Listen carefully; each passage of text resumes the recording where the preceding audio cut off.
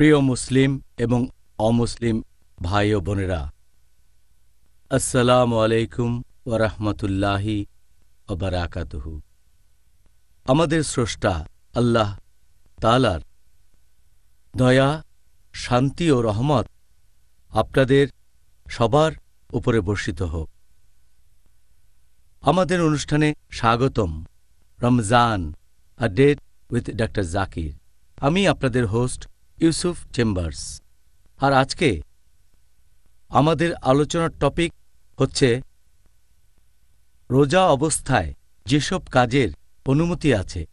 Doctor Zakir, আসসালামু আলাইকুম রহমতুল্লাহি ওয়া বারাকাতুহু। ওয়ালাইকুম আসসালাম রহমতুল্লাহ বারাকাতুহু। আপনি কেমন আছেন? আলহামদুলিল্লাহ, আল্লাহর রহমতে ভালো। মাশাআল্লাহ।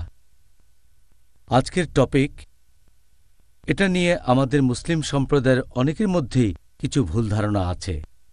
বিশেষ করে আমি যে দেশ থেকে এসেছি, অনেকে এই সময় এমন কিছু কাজ থেকে বিরত থাকে। এখানে আমরা এই পর্বে আলোচনা করার মাধ্যমে জানব যে সেগুলো সুন্নত, আর আল্লাহ তাআলাও আমাদেরকে এই কাজগুলো করার জন্য সুপারিশ করেছেন। তাহলে আসুন সেরকম একটা প্রশ্ন দিয়ে আমরা আজকের পর্বটা শুরু করি। সেটা হচ্ছে গোসল করার প্রসঙ্গে। গোসল, অনেক সময় আমরা গোসল করি আমাদের শরীরকে ঠান্ডা করার জন্য, যদি বেশি গরম পড়ে। আবার অনেক সময় সহবাসের পর নাপাক অবস্থা দূর করার জন্য। এখন আমাদের গোসল করার অনুমতি আছে রোজা রাখা অবস্থায়? আলহামদুলিল্লাহ, ওয়াসসালাতু ওয়াসসালাম আলা রাসূলিল্লাহ ওয়া আলা আলিহি ওয়া সাহবিহি আজমাইন, আম্মা বাদ। আউযু বিল্লাহি মিনাশ শাইতানির রাজীম। বিসমিল্লাহির রহমানির রহিম।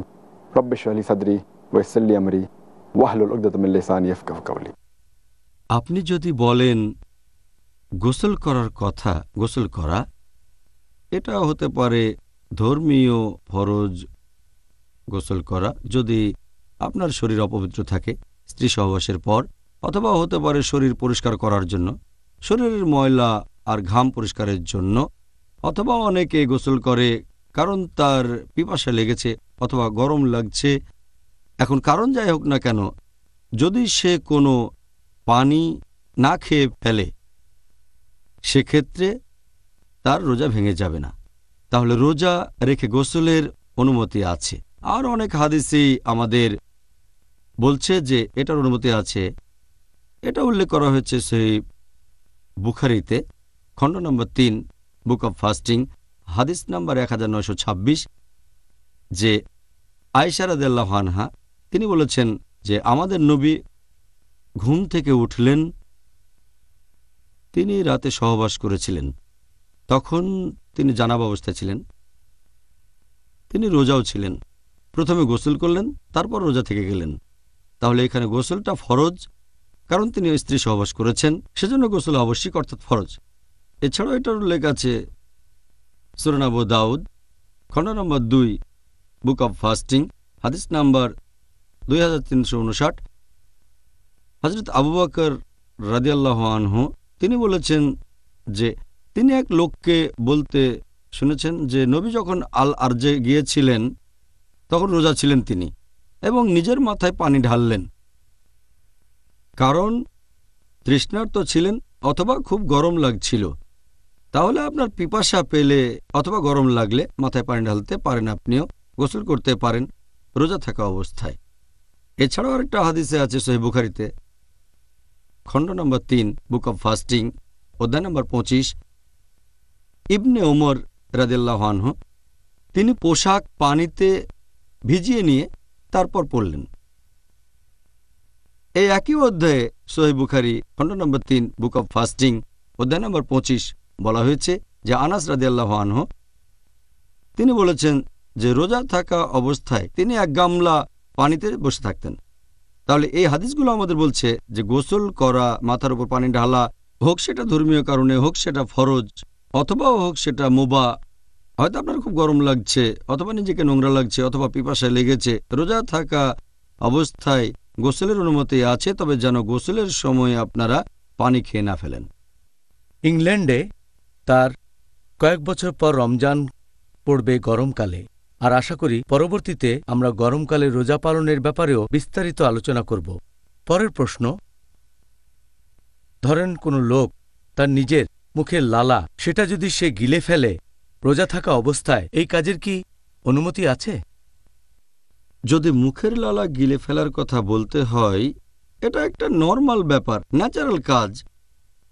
বর্তমানের সায়েন্স আমাদের বলে যে প্রতিদিন আমাদের জিভে প্রায় কয়েক লিটার লালা উৎপন্ন হয়ে থাকে, আর এটা নর্মাল, ন্যাচারাল যে মানুষ তার লালা গিলে ফেলবে, ভেতরে চলে যাবে, এটাকে অ্যাভয়েড করা যায় না। আল্লাহ পবিত্র কোরআনে বলেছেন, সূরা বাকারা অধ্যায় নম্বর 2 আয়াত নম্বর 185, বলা হয়েছে যে তোমরা রোজা রাখবে পবিত্র রমজান মাসে, অসুস্থ থাকলে, ভ্রমণ করলে সেটা পরে রাখতে হবে। তারপরে বলা হয়েছে আল্লাহ সুবহানাহু ওয়া তাআলা এটা তোমাদের জন্য সহজ করে দিতে চান, তোমাদের কঠিন অবস্থায় ফেলতে চান না।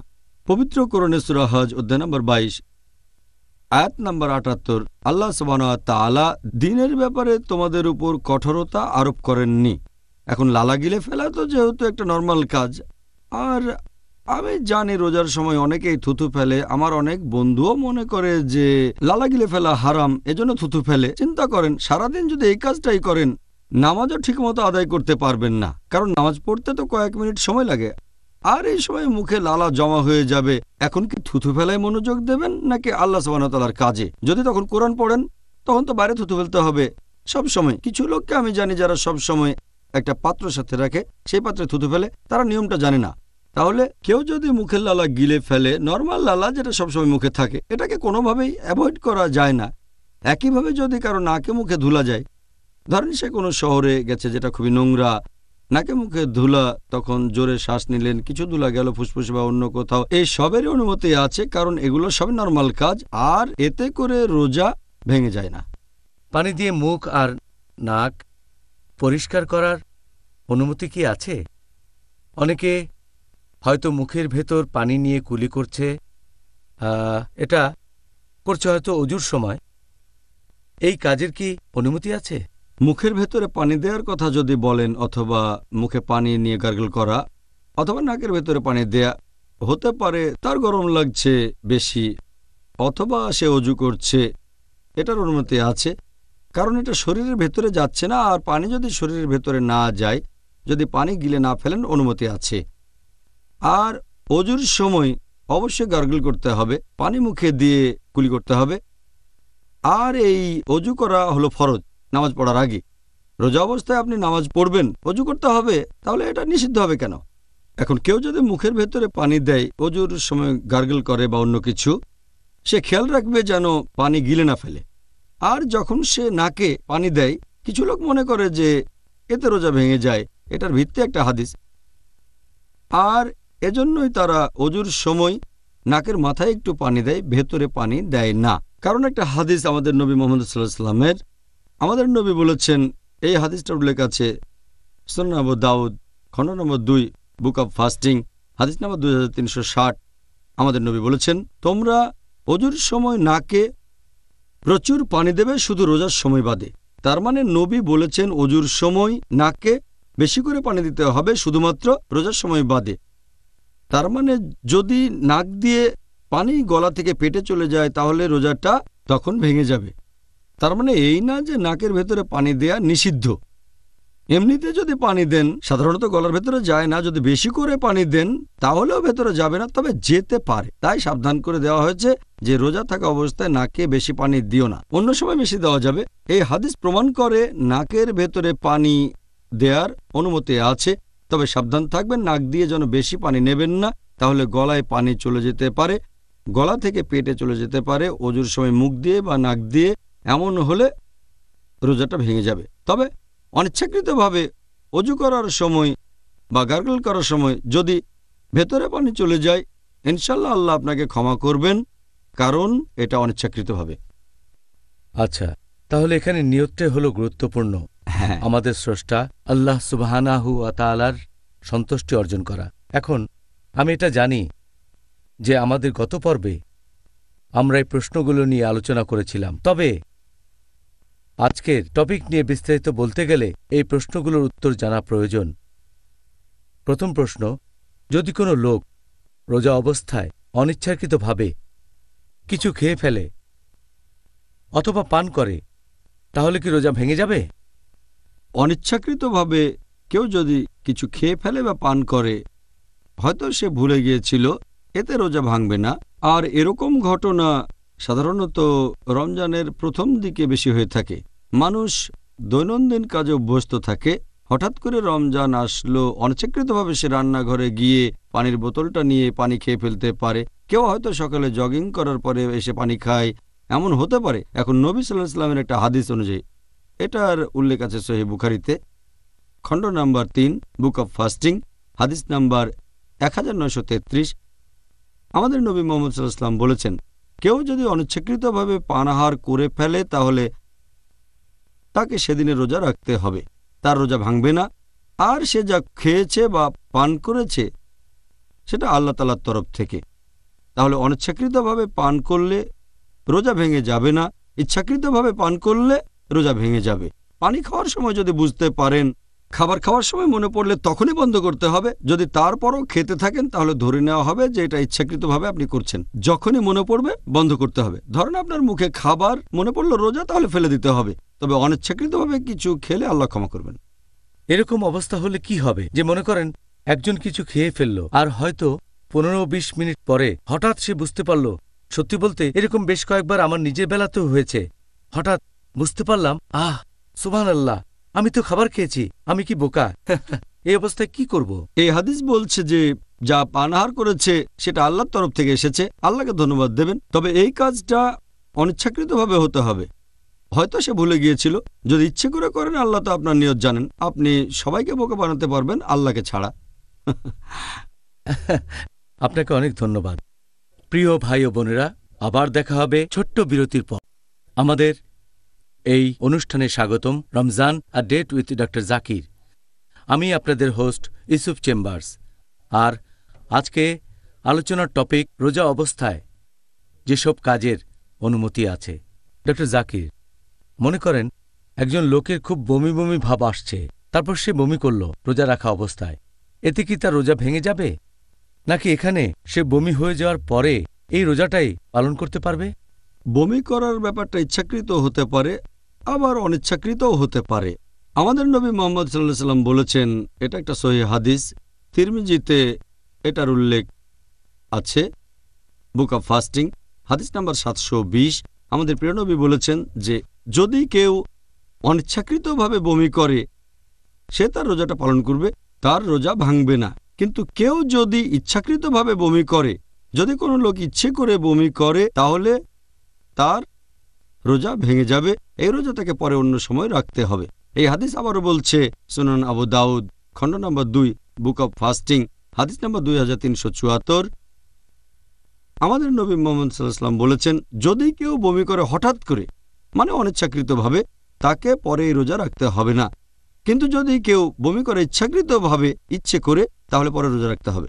যদি সে ইচ্ছে করে কাজটা করে, যেমন ধরেন গলার ভেতরে আঙুল ঢুকিয়ে, অথবা পেটে চাপ দিয়ে, অথবা ইচ্ছে করে কোনো দুর্গন্ধের ঘ্রাণ নিল, অথবা এমন কিছু দেখলো যাতে বমি আসে, আর এগুলো করতেই থাকে, তাহলে ধরে নেওয়া হবে সে ইচ্ছাকৃতভাবে এটা করছে এবং রোজাটা ভেঙে যাবে, আর এটা পরে রাখতে হবে। কিন্তু অনিচ্ছাকৃতভাবে বমি হলে কোনো সমস্যা নেই। তবে যখন বমি হবে খেয়াল রাখবেন যেন সেটা আবার গিলে না ফেলেন। যদি বমি মুখে চলে আসার পরে সেটাকে আবার গিলে ফেলেন তাহলে রোজা ভেঙে যাবে। তাই যদি বমি হয় আপনাকে সেটা বাইরে বের করে ফেলে দিতে হবে। আর যদি অনিচ্ছাকৃত হয় তাহলে রোজা ভাঙবে না। আপনাকে অনেক ধন্যবাদ, একেবারে বিস্তারিত জানিয়েছেন ডক্টর জাকির। এবারের প্রশ্নটা, তার পরে যে প্রশ্নগুলো করব সেগুলো শুনলে অনেক লোকজন অবাক হয়ে যেতে পারে। প্রথমেই প্রশ্ন করছি স্বামী এবং স্ত্রীর প্রসঙ্গ নিয়ে। ধরেন তারা বসে আছে সোফায় অথবা অন্য কোনো জায়গায় একসাথে, তখন স্বামী তার স্ত্রীর গালে একটা চুমু দিল, ধরেন স্ত্রীর গালে অথবা ঠোঁটে। এরকম কাজ করলে কি রোজা ভেঙে যাবে, নাকি এটার অনুমতি আছে? রোজা অবস্থায় স্বামী যদি স্ত্রীকে চুমু দেয় অথবা জড়িয়ে ধরে, যদি চুমু দেয় স্ত্রীর গালে অথবা ঠোঁটে অথবা হাতে, অথবা যদি স্ত্রীকে সে জড়িয়ে ধরে, এই কাজগুলোর অনুমতি আছে ততক্ষণ পর্যন্ত যতক্ষণ এটা তাকে এমন কোনো কাজে উৎসাহিত করবে না যেটা হারাম রোজা থাকা অবস্থায়। আর এটা নবী সাল্লাল্লাহু সাল্লামের হাদিসেও স্পষ্টভাবে বলা হয়েছে। এটার উল্লেখ আছে সহিহ বুখারীতে, খণ্ড নম্বর 3, বুক অব ফাস্টিং, হাদিস নাম্বার 1927, যে আয়েশা রাদিয়াল্লাহু আনহা তিনি বলেছেন যে নবী রোজা অবস্থায় তার স্ত্রীদের চুমু দিতেন এবং জড়িয়ে ধরতেন। তবে তিনি ছিলেন আমাদের মধ্যে সবচেয়ে সংযমী মানুষ, তিনি নিজেকে কন্ট্রোল করতে পারতেন। একইভাবে এটা উল্লেখ আছে সুনান আবু দাউদ, খণ্ড নম্বর 2, হাদিস নাম্বার 2379, যে ওমর রাদিয়াল্লাহু আনহু একবার রোজা অবস্থায় তিনি স্ত্রীকে চুমু দিয়েছেন। তারপরেই তার অনুশোচনা হলো, নবীর কাছে গিয়ে তিনি বললেন যে, হে নবী, আমি আল্লাহ এবং আপনার বিরুদ্ধে গুনাহ করেছি। তখন নবী বললেন, তুমি কি করেছো? তিনি বললেন, রোজা অবস্থায় স্ত্রীকে চুমু দিয়েছি আমি। নবী বললেন, অজুর সময় যখন তুমি গার্গল করো, মুখে পানি দিয়ে কুলি করো, তাতে কি রোজা ভেঙে যায়? তখন ওমর রাদিয়াল্লাহু আনহু বললেন, না। তাহলে চিন্তা করো না। তার মানে আপনি স্ত্রীকে চুমু দিতে বা জড়িয়ে ধরতে পারেন। এছাড়াও আরেকটা হাদিস যেটার উল্লেখ আছে মাসনাদ আহমদ, খণ্ড নম্বর 2, হাদিস নম্বর 6739, একজন সাহাবা বর্ণনা দিয়েছেন, একজন যুবক নবীর কাছে এসে জিজ্ঞেস করল যে, হে নবী, আমি রোজা থাকা অবস্থায় কি আমার স্ত্রীকে চুমু দিতে পারবো? নবী উত্তরে বললেন, না। কিছুক্ষণ পরে নবীর কাছে একজন বৃদ্ধ লোক আসলো আর জিজ্ঞেস করল, আমি কি রোজা থাকা অবস্থায় স্ত্রীকে চুমু দিতে পারবো? নবী বললেন, হ্যাঁ। তখন সাহাবীগণ ভাবতে লাগলেন যে উত্তর দুটো আলাদা হয়ে গেল কেন। নবী তাদের বললেন যে এই লোক নিজেকে সামলাতে পারবে। এখানে নিয়মটা হচ্ছে, যদি কেউ জানে যে স্ত্রীকে চুমু দেয়া বা জড়িয়ে ধরার পর সে নিজেকে কন্ট্রোল করতে পারবে, এতে সে এমন কোনো কাজে উৎসাহিত হবে না যাতে রোজা ভেঙে যায়। যেমন ধরেন, সে তখন সহবাসে লিপ্ত হতে পারে অথবা বীর্যস্খলন হতে পারে। যদি নিজেকে কন্ট্রোল করতে পারে, চুমু বা জড়িয়ে ধরার অনুমতি আছে। যদি নিজেকে কন্ট্রোল করতে না পারেন, যদি ভয় পান যে এমন কাজ করে ফেলবেন যাতে রোজাটা ভেঙে যায়, যেমন সহবাস বা বীর্যস্খলন, তখন আপনার জন্য নিষিদ্ধ। এটা করার অনুমতি আছে, তবে পাশাপাশি ইসলামিক হেলথ ওয়ার্নিংও দেওয়া হয়েছে। আচ্ছা, এবারের প্রশ্ন আগের প্রশ্নটার সাথে এটার কোনো সম্পর্ক নেই। একজন পুরুষ মানুষ কি তার স্ত্রীর সাথে রমজান মাসে সহবাস করতে পারবে সন্ধ্যার পরে, মানে রোজা রাখা শেষ হওয়ার পরে? প্রথম দিকে যখন মুসলিমদের জন্য রোজা রাখা ফরজ করা হলো, আল্লাহ বলেছেন পবিত্র কোরআনে সূরা বাকারা অধ্যায় নম্বর 2 আয়াত নম্বর 185, রমজান হলো সেই মাস যে মাসে পবিত্র কোরআন নাজিল হয়েছে মানুষের পথের দিশারি হিসেবে এবং সৎপথের স্পষ্ট নিদর্শন ও সত্য মিথ্যের পার্থক্যকারী রূপে। তারপর বলা হয়েছে যে যারা এই মাসটা পাবে তারা রোজা রাখবে। তাহলে যখন মুসলিমদের জন্য এই রোজাকে ফরজ করা হলো পুরো রমজান মাস ধরে, প্রথম দিকে নিয়মটা এমন ছিল যে স্ত্রীর কাছে যাওয়া, স্ত্রীর সাথে সহবাস করা পুরো রমজান মাসে নিষিদ্ধ হোক, সেটা দিনের বেলায় অথবা রাতের বেলায়। আর আল কুরতুবীর তাফসিরে এটা উল্লেখ আছে, খণ্ড নম্বর 2, পৃষ্ঠা নম্বর 210, যে উমর রাদিয়াল্লাহু আনহু একবার নবীর সাথে রাতে অনেক সময় ছিলেন, তারপর নবীকে ছেড়ে নিজের বাসায় চলে আসলেন। যখন বাসায় আসলেন তখন তার স্ত্রীর সাথে সহবাসের ইচ্ছে হলো। তিনি সহবাস করলেন। সকালে ঘুম থেকে উঠে খুব লজ্জা পেলেন এবং নবীর কাছে গিয়ে বললেন, আমি আল্লাহ এবং আপনার সাথে অন্যায় করেছি। নবী তখন বললেন, কেন? কারণ আমি স্ত্রীর সাথে সহবাস করেছি। আমার ইচ্ছা হয়েছিল, তখন স্ত্রীর কাছে গিয়েছিলাম, তার সাথে বিছানায় গিয়েছি, তার সাথে সহবাস করেছি। নবী বললেন, তুমি কি সত্যি এটা করেছো? ওমর রাদিয়াল্লাহু আনহু বললেন, হ্যাঁ। তিনি নবীকে বললেন, কোনোভাবে কি আমাকে ক্ষমা করা যায়?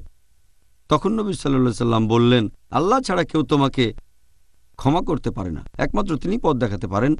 এর পরপরই সূরা বাকারার একটা আয়াত অধ্যায় নম্বর 2 আয়াত 187 নাজিল করা হলো। বলা হলো, সিয়ামের রাতে তোমাদের জন্য স্ত্রী সহবাস করা বৈধ করা হয়েছে। হুন্না লিবাসুল লাকুম ওয়া আনতুম লিবাসুল লাহুন্না, কারণ তারা তোমাদের পরিচ্ছদ, তোমরা তাদের পরিচ্ছদ। আয়াতটাতে আরো বলা হয়েছে যে আল্লাহ জানেন তোমরা এই সময়ে নিজেদের সাথে অবিচার করছিলে, আল্লাহ তোমাদের ক্ষমা করেছেন। এখন থেকে তোমরা স্ত্রীদের সাথে সহবাস করতে পারবে এবং আল্লাহ তোমাদের জন্য যা বিধিবদ্ধ করেছেন তা কামনা করো। তোমরা পানাহার করো ততক্ষণ যতক্ষণ রাতের কালো রেখা থেকে সকালের সাদা রেখা স্পষ্ট না হয়। তারপর সিয়াম পূর্ণ করো সূর্যাস্ত পর্যন্ত, রাত না হওয়া পর্যন্ত। তাহলে আয়াতটা যখন নাজিল হলো সূরা বাকারা অধ্যায় 2 আয়াত 187, সেই সময় থেকে রমজান মাসে রাতের বেলায় মুসলিমদের জন্য স্ত্রী সহবাস করা বৈধ হয়ে গেল। তাহলে এখনকার নিয়মটা হচ্ছে আপনি স্ত্রীর সাথে সহবাস বা যৌন সম্ভোগ করতে পারবেন না দিনের বেলায়, যে সময় আকাশে ভোরের আলো ফোটে, তার মানে ফজরের ওয়াক্ত থেকে সূর্যাস্ত পর্যন্ত। তবে সূর্য ডোবার পরের সময় থেকে ভোর হওয়ার ঠিক আগে পর্যন্ত ফজরের নামাজের আগে স্ত্রী সহবাস করতে পারবেন, এটা বৈধ, এতে কোনো সমস্যা নেই। খুব সুন্দর। এই ব্যাপারটা আপনি আগেও বলেছিলেন যখন আমরা রমজানের ইতিহাস নিয়ে আলোচনা করেছিলাম। হ্যাঁ, আর যাই হোক, আবার বলায় আমাদের জন্য ভালো হলো। ইসলাম ধর্মের বিভিন্ন দিকগুলো এরকম একে অন্যের সাথে সম্পর্কিত। আপনার জন্য এবারের প্রশ্ন, যে ধরেন একজন লোকের স্বপ্নদোষ হয়েছে দিনের বেলায় আর রোজা থাকা অবস্থায়, এতে করে কি তার রোজা ভেঙে যাবে নাকি এটার অনুমতি আছে? রোজা অবস্থায় দিনের বেলায় কারো স্বপ্নদোষ হলে নিয়মটা কি? যদি রোজা থাকা অবস্থায় কারো দিনের বেলায় স্বপ্নদোষ হয়, হয়তো ফজরের নামাজ পড়ে ঘুমিয়েছে, তারপরে স্বপ্নদোষ হলো, এটা হচ্ছে অনিচ্ছাকৃত।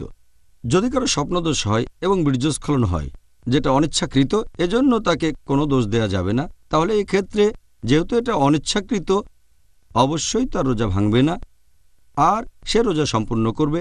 এ সময় তাকে যে পরামর্শটা দেয়া যায় সেটা হলো তাকে যত তাড়াতাড়ি সম্ভব গোসল করে নিতে হবে, যাতে করে সে পরে নামাজ পড়তে পারে। বাহ, খুব সুন্দর। আপনি একেবারে সহজ করে বললেন, আপনাকে ধন্যবাদ। পরের প্রশ্ন, এটা আগের প্রশ্নটার সাথে সম্পর্কিত। রোজা থাকার সময় সহবাসজনিত নাপাক অবস্থায় থাকার অনুমতি কি আছে? একজন মানুষ সহবাসজনিত নাপাক অবস্থায় থাকতে পারে কি না, এটা ডিপেন্ড করে যদি এ সময়ে রোজা ভাঙার মতো কোনো কাজ সে না করে। যেমন ধরেন, এটা আছে আমাদের নবী সাল্লাল্লাহু আলাইহি ওয়াসাল্লামের একটা হাদিসে বলা হয়েছে, সহিহ মুসলিমে খণ্ড নম্বর 2 হাদিস নম্বর 2453। এখানে বলা হয়েছে যে উম্মে সালমা রাদিয়াল্লাহু আনহা, আমাদের নবীর স্ত্রী, তিনি বলেছেন যে আমাদের নবী যখন ঘুম থেকে উঠলেন তখন সহবাসজনিত নাপাক অবস্থায় ছিলেন, সহবাসজনিত নাপাক কিন্তু রোজা ছিলেন। তারপর তিনি গোসল করলেন এবং রোজাও রাখলেন। এছাড়া এই একই রকম কথা আছে সহিহ বুখারীতে খণ্ড নম্বর 3 বুক অব ফাস্টিং হাদিস নাম্বার 1925। এই হাদিসও বর্ণনা দিয়েছেন নবীর স্ত্রী উম্মে সালমা রাদিয়াল্লাহু আনহা এবং হযরত আয়েশা রাদিয়াল্লাহু আনহা। তারা দুজনে নবীর স্ত্রী। তারা বলেছেন যে নবী যখন সকালে ঘুম থেকে উঠতেন, যখন তিনি সহবাসের কারণে নাপাক থাকতেন, কারণ আগের রাতে তিনি স্ত্রীর সাথে সহবাস করেছেন, এটা স্বপ্নদোষের কারণে হয়নি, কিন্তু তিনি সকালে গোসল করে রোজা রাখতেন। এই রোজা তিনি কখনোই পরে রাখতেন না। এটাই প্রমাণ করে যে জানাবা অবস্থায় থাকা সহবাসজনিত অপবিত্রতা, সহবাসজনিত নাপাক, এতে রোজা ভেঙে যায় না। যদি এই সময়কার স্বপ্নদোষ হয় তাহলেও তার রোজা ভাঙবে না।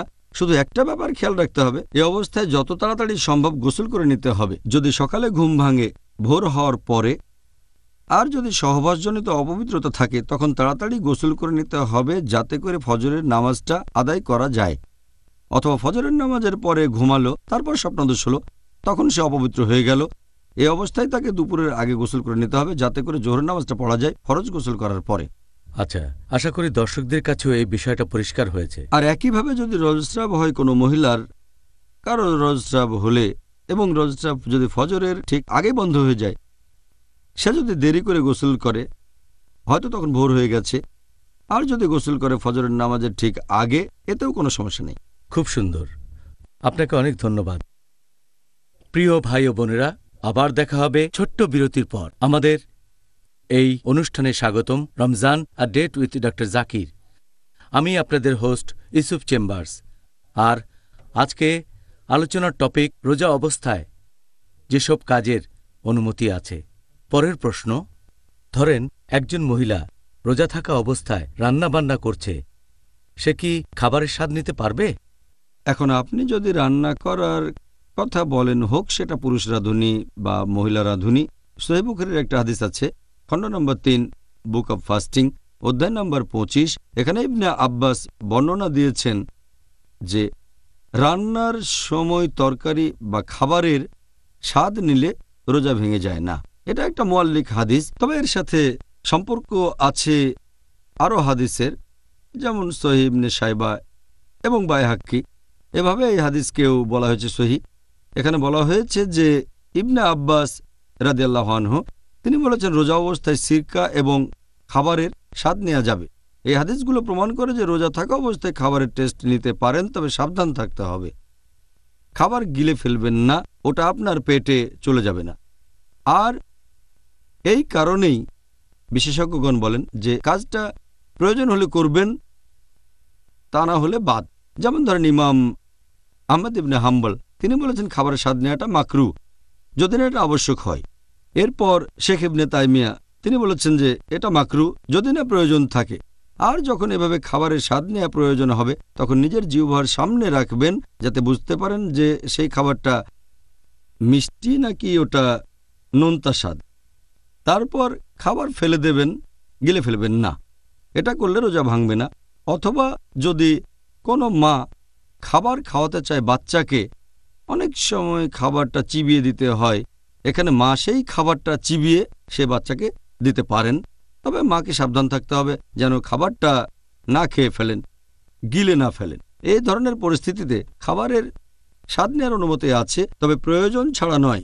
যেমন অনেক ক্ষুধা লেগেছে সেজন্য স্বাদ নিলেন, এটা মাকরু। যদিও সেই রোজা ভাঙবে না, মাকরু মানে না করলেই ভালো, এতে রোজা ভাঙবে না। তবে যদি প্রয়োজন থাকে স্বাদ নেবেন আর সাবধান থাকবেন যেন গলা দিয়ে নেমে না যায়, গিলে না ফেলেন। স্বাদ নেওয়ার পর মুখ থেকে ফেলে দেবেন। আচ্ছা, আমার ভালো লাগছে যে আপনি আমাকে কিছুটা শুধরে দিলেন যে শুধু মহিলারা নয়, আর আমরা জানি যে পুরুষরাও রান্না করে, তাদেরকেও এই ব্যাপারে উৎসাহিত করা উচিত। ডক্টর জাকির, এবারের প্রশ্নটা চোখে অ্যালকোহল দেওয়া, তার মানে কালো সুরমা। আমরা জানি এটা একটা সুন্নত, আমাদের নবী মুহাম্মদ সাল্লাল্লাহু আলাইহি সাল্লামের একটি সুন্নত, আল্লাহ তাকে শান্তিতে রাখুন। আর রোজা অবস্থায় চোখে অ্যালকোহল দেওয়ার অনুমতি কি আছে? চোখে অ্যালকোহল দেওয়ার কথা যদি বলেন, আমাদের ভারতীয় উপমহাদেশে বলা হয় সুরমা অথবা কালো আইলাইনার।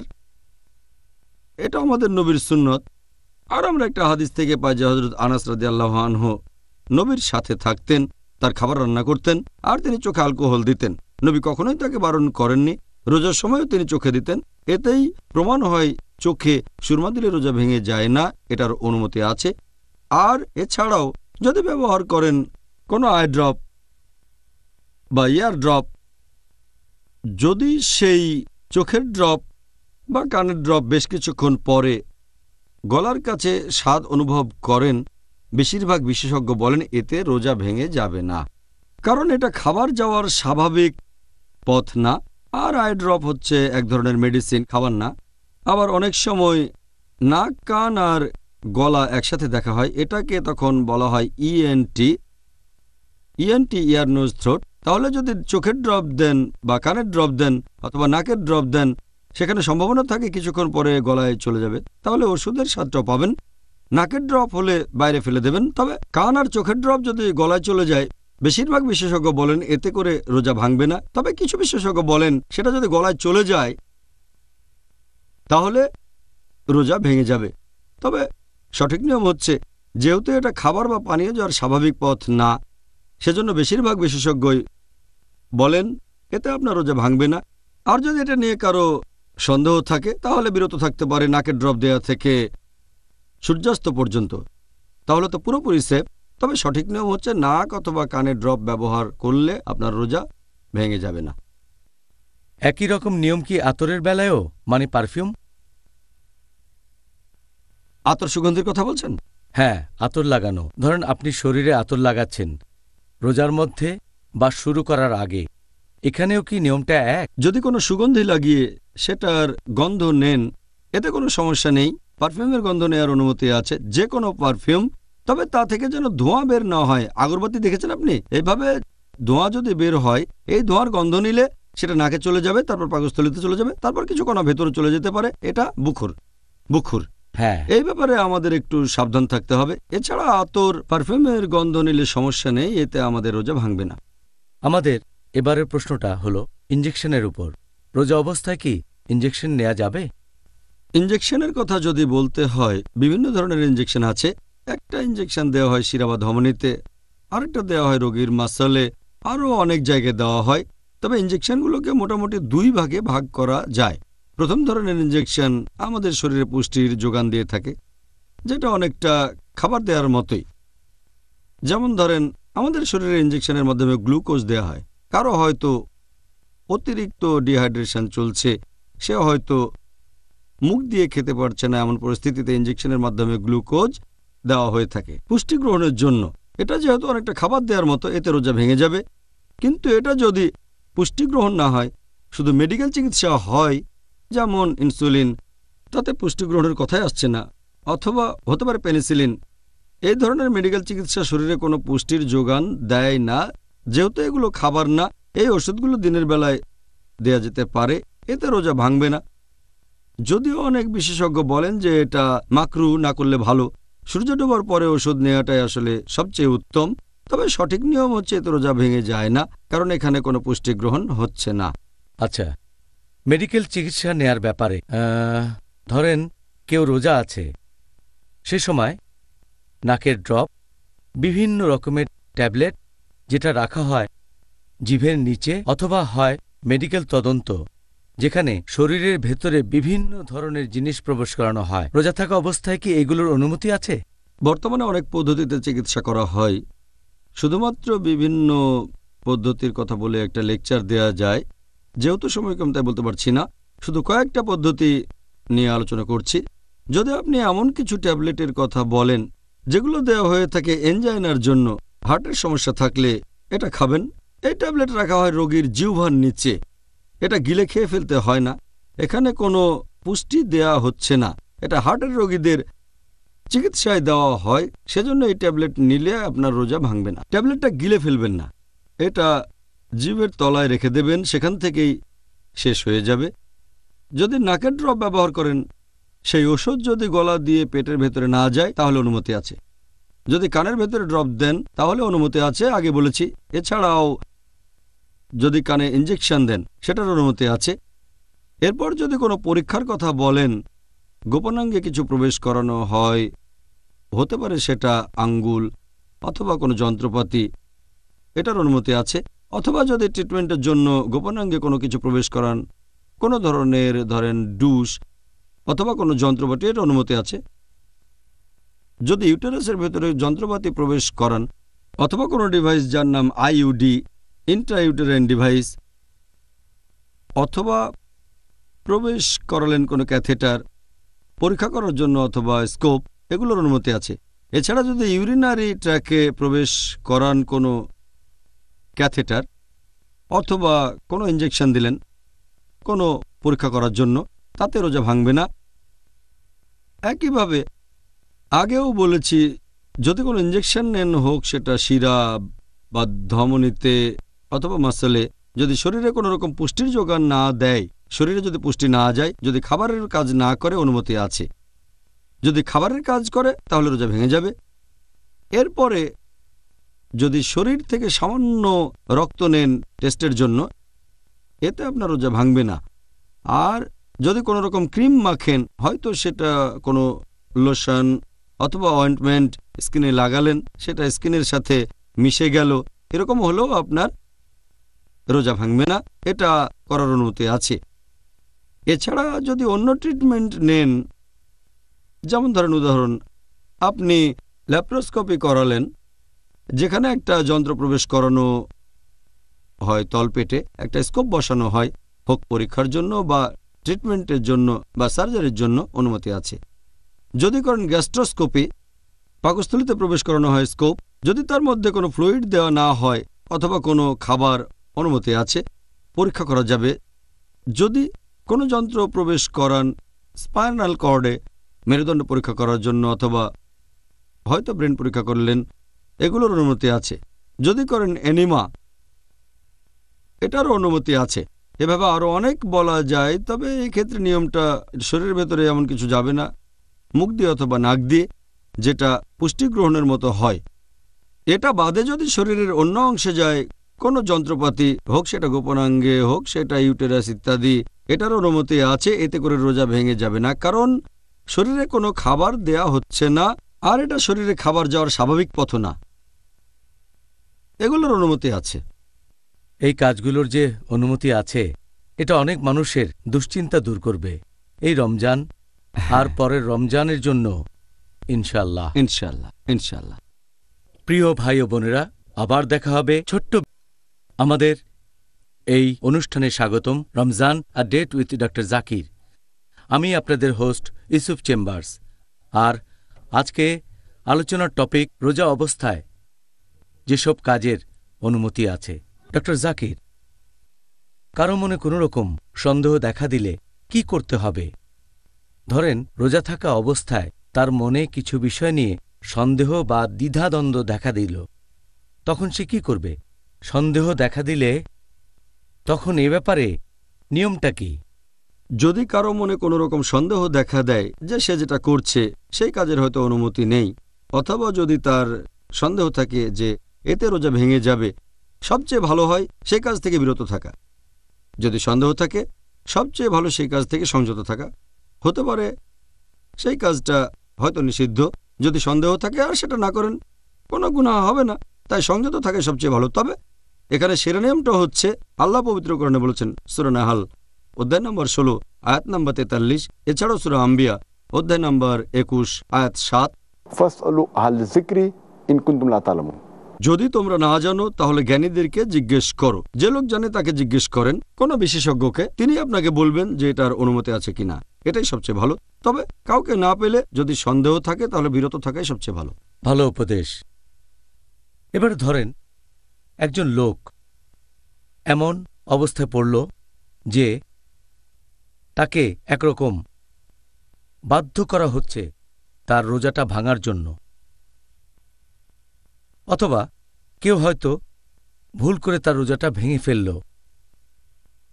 এটার কি অনুমতি আছে যে এরকম অবস্থায় পড়লে সে তার রোজা ভেঙে ফেলতে পারে?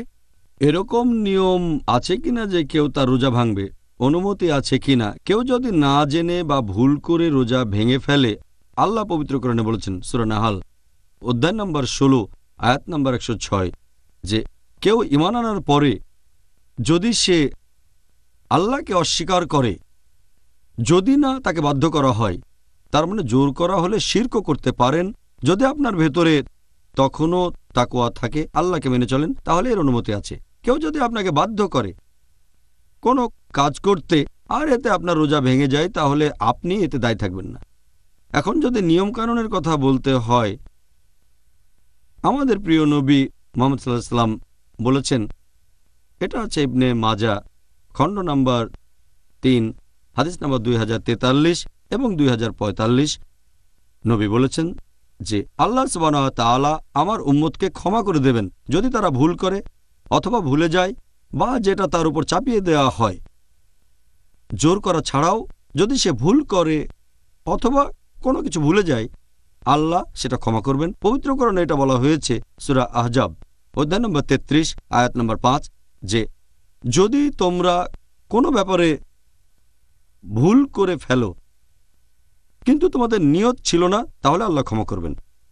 এছাড়াও আল্লাহ বলেছেন সূরা বাকারা অধ্যায় নম্বর 2 আয়াত নম্বর 286, তোমরা আল্লাহর কাছে প্রার্থনা করো, হে প্রতিপালক, যদি আমরা বিস্মৃত হই অথবা ভুল করি আমাদের পাকড়াও করো না। তাহলে যে কাজগুলোর কারণে রোজা ভেঙে যায়, যেমন খাওয়া দাওয়া, পান করা, সহবাস ইত্যাদি, এই কাজগুলো, এক্ষেত্রে 4টা বিষয়ের দিকে লক্ষ্য রাখতে হবে। যদি কাজটা করতে কেউ বাধ্য করে তাহলে সে দায়ী হবে না। যদি কেউ আপনাকে জোর করে সেজন্য আপনি দায়ী হবেন না, আল্লাহ আপনাকে ক্ষমা করবেন। 2 নম্বর, যদি এই কাজ করেন ভুল করে, যেমন ধরেন একজন লোক সাহরি খেলো, তারপর মনে করলো এখনো ভোর হয়নি আর সে খেতেই থাকলো, এটা একটা ভুল। যখন সে বুঝলো খাওয়া বন্ধ করলো, এটা সে ভুল করেছে, আল্লাহ ক্ষমা করে দেবেন। অথবা কেউ হয়তো ভুলে গিয়ে একটা কাজ করে ফেললো, যেমন কেউ হয়তো রোজা অবস্থায় অনিচ্ছাকৃতভাবে পানি খেয়ে ফেললো। যদি ভুল করে থাকে তাহলে আল্লাহ ক্ষমা করবেন, সে রোজা রাখতে পারবে।